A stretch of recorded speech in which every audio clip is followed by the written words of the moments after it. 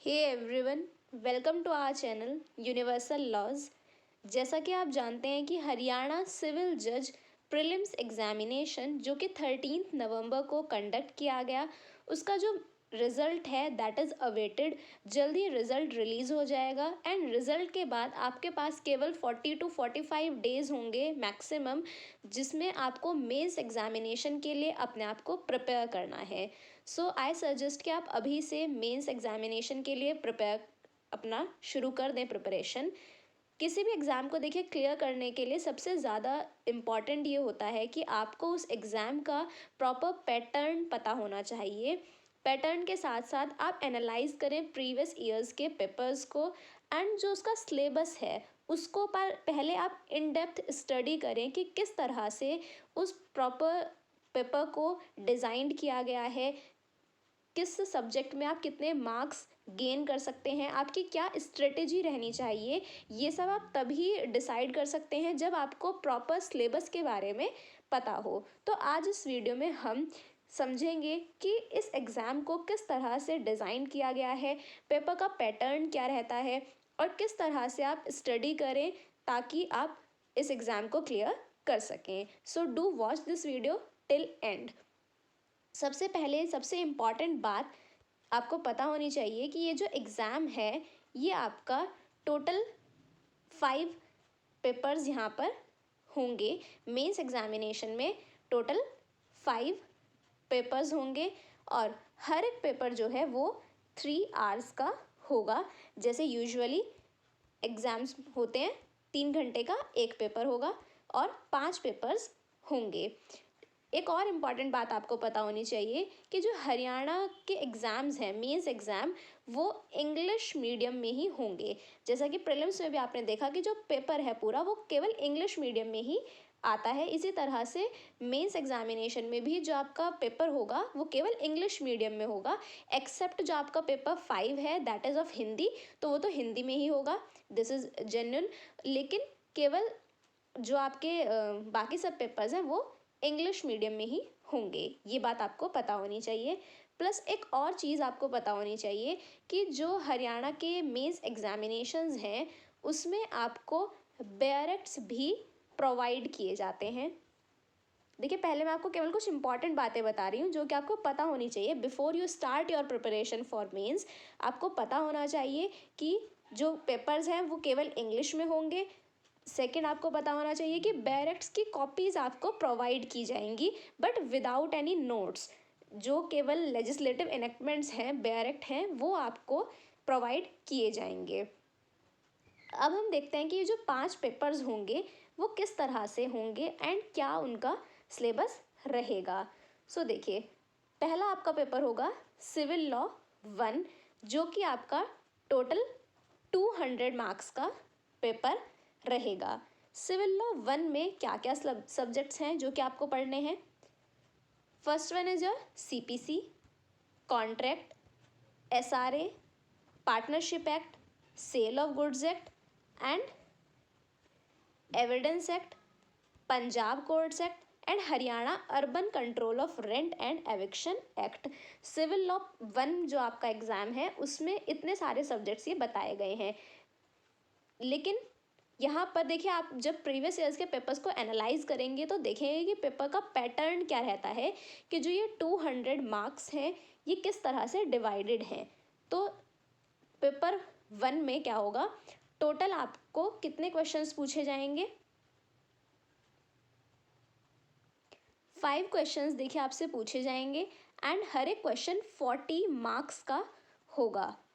अब आपको सुन के ऐसा लग रहा होगा कि 40 मार्क्स का एक क्वेश्चन, लेकिन जो एक क्वेश्चन होगा वो केवल एक ही क्वेश्चन नहीं होगा, उसके कुछ पार्ट्स होंगे।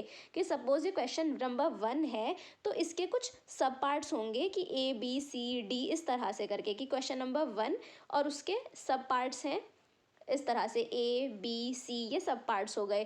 तो A समझिए 20 मार्क्स का पूछा गया, B आपसे 10 मार्क्स का पूछ लिया और C 10 मार्क्स का।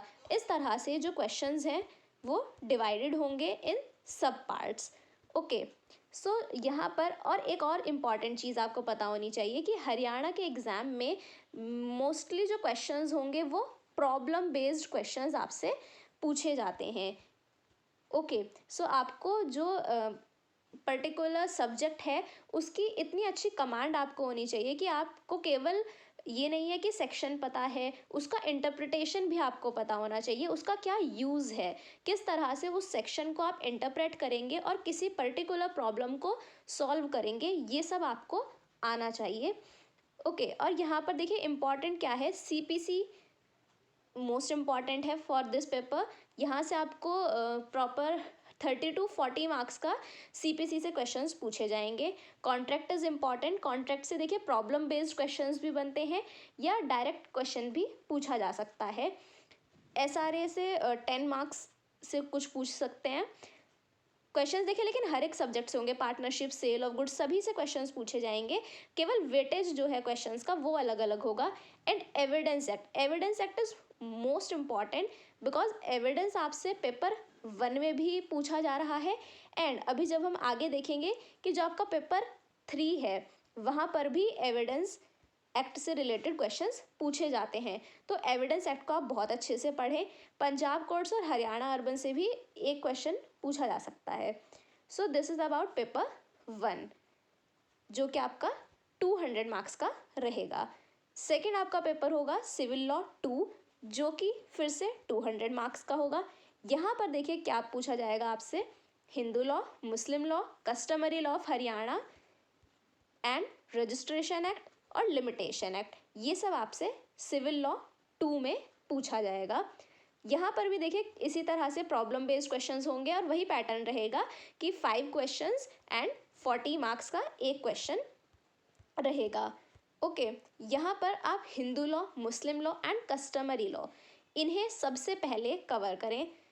हिंदू लॉ में देखिए हिंदू एडॉप्शन एक्ट से क्वेश्चन आपसे प्रॉब्लम बेस्ड पूछा जा सकता है। उसके अलावा जब आप सक्सेशन एक्ट पढ़ते हैं तो सक्सेशन एक्ट से प्रॉब्लम बेस्ड क्वेश्चन ज़रूर पूछा जा सकता है, वहाँ से कि आप किस तरह से प्रॉपर्टी डिवाइड होगी, ये सब क्वेश्चन फ्रेम किए जा सकते हैं। मुस्लिम लॉ से क्वेश्चंस बनते हैं ज़्यादातर आपका regarding the substantive portion of Muslim law, वहाँ से क्वेश्चन फ्रेम हो सकता है। रजिस्ट्रेशन एंड लिमिटेशन एक्ट भी इम्पॉर्टेंट है। Okay, so this is about civil law 2। Next फिर आपका पेपर आता है paper number 3 that is criminal law.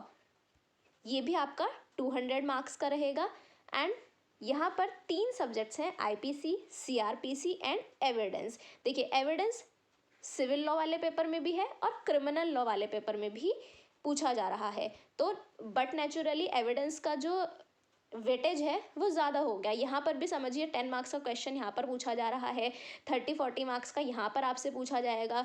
तो 40 to 50 मार्क्स जो हैं वो टोटल एविडेंस एक्ट कैरी कर रहा है। तो इसीलिए एविडेंस एक्ट को बहुत अच्छे से पढ़ें। एविडेंस एक्ट में जो भी इलस्ट्रेशंस दी गई हैं उनको बहुत अच्छे से पढ़ें। हो सकता है किसी पर्टिकुलर इलस्ट्रेशन बेस्ड क्वेश्चन आपसे प्रॉब्लम की फॉर्म में पूछ लिया जाए। सिमिलरली आईपीसी से प्रॉब्लम बेस्ड क्वेश्चंस बन सकते हैं, सीआरपीसी से भी problem based as well as substantive portion से रिलेटेड क्वेश्चंस भी फ्रेम किए जा सकते हैं। ओके, सो ये 3 पेपर्स हुए आपके। उसके बाद आपके नेक्स्ट जो 2 पेपर्स आते हैं दैट इज ऑफ लैंग्वेज से रिलेटेड पेपर्स हैं। देखिए paper number 4 and paper number 5। Paper number 4 that is of English, ये भी आपका 200 मार्क्स का रहेगा। इंग्लिश में देखिए क्या है, ऐसे आपसे पूछा जाएगा ऑफ 1000 to 1100, इतने वर्ड्स में आपको वो ऐसे लिखना होगा ऑफ 100 मार्क्स। ऐसे देखिए 100 मार्क्स कैरी कर रहा है, इसीलिए आप अभी से क्या करें, न्यूज़पेपर के कुछ इंपॉर्टेंट कटिंग्स अपने पास रखें, जो भी हाईलाइटेड टॉपिक्स अभी रिसेंटली न्यूज़ में चल रहे हैं उन सबको समझें, उनके ऊपर अपना क्या आपका ओपिनियन है उसको फ्रेम करें। थोड़ा थोड़ा अभी से लिखना शुरू करें ऐसे के लिए, ताकि आपके प्रैक्टिस में चीज़ें रहें। नेक्स्ट आपका आएगा प्रेसी जो कि 25 मार्क्स का होगा। वर्ड्स एंड फ्रेजेस से सेंटेंस फ्रेम करना, कुछ वर्ड्स या फ्रेजेस आपको दिए जा सकते हैं एंड उनका यूज़ करके आपको सेंटेंस फ्रेम करना होगा, ये भी 25 मार्क्स का आएगा।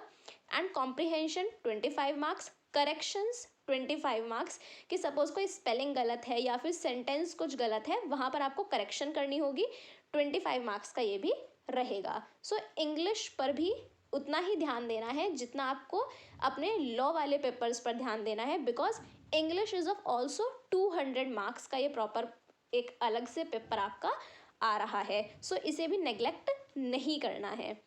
ओके, एंड लास्ट फिर आपका पेपर होगा that is of language. Language paper जो कि 100 मार्क्स का रहेगा, एंड यहाँ पर हिंदी से रिलेटेड आएगा, मतलब पेपर 5 इज बेसिकली और हिंदी का पेपर है जहाँ पर 100 मार्क्स का प्रॉपर पेपर ये रहेगा।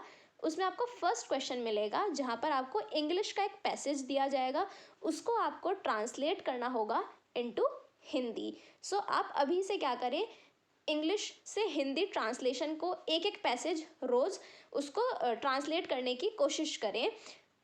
अपने बैरेक्ट से रिलेटेड आप कुछ ट्रांसलेशंस कर सकते हैं, या फिर अगर आपने कोई भी आप इंग्लिश की बुक ले सकते हैं, स्टैंडर्ड बुक, और उसको इंग्लिश के पैसेज को हिंदी में ट्रांसलेट करने की कोशिश करें। 20 मार्क्स का क्योंकि देखिए ये आएगा। नेक्स्ट फिर आपसे क्वेश्चन पूछा जाएगा prose and poetry. Prose and poetry is basically और गद्यांश एंड पद्यांश। देखिए हिंदी में 10th तक अगर आपने या 12th तक हिंदी पढ़ी है, इतना तो आप जानते ही होंगे सभी स्टूडेंट्स कि हिंदी में गद्यांश आते हैं और पद्यांश होता है जहाँ पर आपको पोएम का एक तरह से समरी या फिर कुछ वो लिखना होता है, दैट इज एक्सप्लेनेशन लिखना होता है। तो गद्यांश और पद्यांश दोनों मिलाकर के आपसे 30 मार्क्स में पूछा जाएगा। एंड लास्ट आपका होगा एस्से। जिस तरह से इंग्लिश में ऐसे पूछा जा रहा है उसी तरह से हिंदी में भी एक ऐसे आएगा, एंड ईडियम्स करेक्शंस उसी तरह से मुहावरे आपसे पूछे जाएंगे या लोकोक्तियाँ पूछी जा सकती हैं, और करेक्शंस में आपसे कोई पर्टिकुलर वर्ड दिया जा सकता है जिसकी स्पेलिंग गलत हो, वो आपको करेक्ट करनी हो सकती है, या फिर आपको कोई सेंटेंस दिया जा सकता है प्रॉपर और उस सेंटेंस को आपसे पूछा जा सकता है कि उसमें कुछ मिस्टेक है, उसको आप करेक्ट करके प्रॉपर ग्रामेटिकली करेक्ट करके उस सेंटेंस को रीराइट करें। इस तरह से लैंग्वेज के पेपर में क्वेश्चंस आएंगे। भले ही देखिए हिंदी का पेपर जो है भले ही वो 100 मार्क्स का है, लेकिन अगर आप प्रीवियस ईयर्स के जो मार्क्स हैं उनको एनालाइज करेंगे तो आप देखेंगे कि जो टॉपर्स भी हैं, टॉपर्स स्टूडेंट्स को भी हिंदी के पेपर में 100 में से जो मैक्सिमम मार्क्स दिए गए हैं वो अराउंड 45, 47 केवल इतने मार्क्स जो हैं दिए गए हैं हिंदी के पेपर में। सो हिंदी को भी आप बिल्कुल भी नेग्लेक्ट नहीं कर सकते। मतलब कहने का मेरा मतलब ये है कि जितने भी आपके 5 पेपर्स हैं आप सभी पेपर्स को इक्वल वेटेज दें, इक्वली आप उन्हें अपनी प्रिपरेशन के दौरान टाइम दें। किसी भी पेपर को आप क्योंकि ऐसे अवॉइड नहीं कर सकते कि हम केवल लॉ पर फोकस करेंगे और वहाँ पर ज़्यादा मार्क्स ले आएंगे, ऐसा नहीं होने वाला है। ओके, सो अभी से आप अच्छे से प्रिपरेशन स्टार्ट कर दें, एंड प्रीवियस ईयर्स के पेपर्स को भी आप जो है अपनी तैयारी के दौरान सॉल्व करने की कोशिश करें। लास्ट देखिए फिर आपका जब ये सारे 5 पेपर्स होंगे मेंस क्लियर होने के बाद लास्ट आपकी स्टेज आती है दैट इज़ इंटरव्यू। इंटरव्यू भी आपका 200 मार्क्स का होता है। इंटरव्यू में भी एक बात इंपॉर्टेंट आप याद रखें कि it shall be conducted only in English. Interview केवल इंग्लिश में ही कंडक्ट किया जाएगा। So this is all about the pattern of paper. कुछ चीज़ें देखिए अपनी तैयारी के दौरान आपको याद रखनी है कि सबसे पहले आप प्रीवियस ईयर्स के जो क्वेश्चन पेपर्स हैं उनको एनालाइज करें, देखें किस तरह के क्वेश्चंस पूछे गए हैं। प्रॉब्लम बेस्ड क्वेश्चंस को ज़रूर सॉल्व करें। केवल सब्सटेंटिव पोर्शन को क्रैम अप करने से काम नहीं चलेगा, क्योंकि हर पर्टिकुलर स्टेट का जो पैटर्न होता है वो अलग होता है। किसी स्टेट में क्वेश्चंस फ्रेम किए जाते हैं डायरेक्टली आपसे सेक्शन और उसकी जो एक्सप्लेनेशन है ये सब पूछी जाती है, लेकिन यहाँ पर पैटर्न अलग है। सो यहाँ के पैटर्न के हिसाब से अलग तरह से आप पढ़ें, प्रॉब्लम बेस्ड क्वेश्चंस को सॉल्व करें, एंड हम अपने चैनल पर टाइम टू टाइम कुछ इम्पॉर्टेंट सैम्पल क्वेश्चंस और उनके आंसर्स भी फ्रेम करके अपने चैनल पर पोस्ट करेंगे। So do subscribe our channel and do hit the bell icons ताकि आपको टाइमली नोटिफिकेशंस मिलते रहें। एंड अगर आपको ये वीडियो पसंद आया तो do hit the like button, join us on Telegram, and good luck for your exam.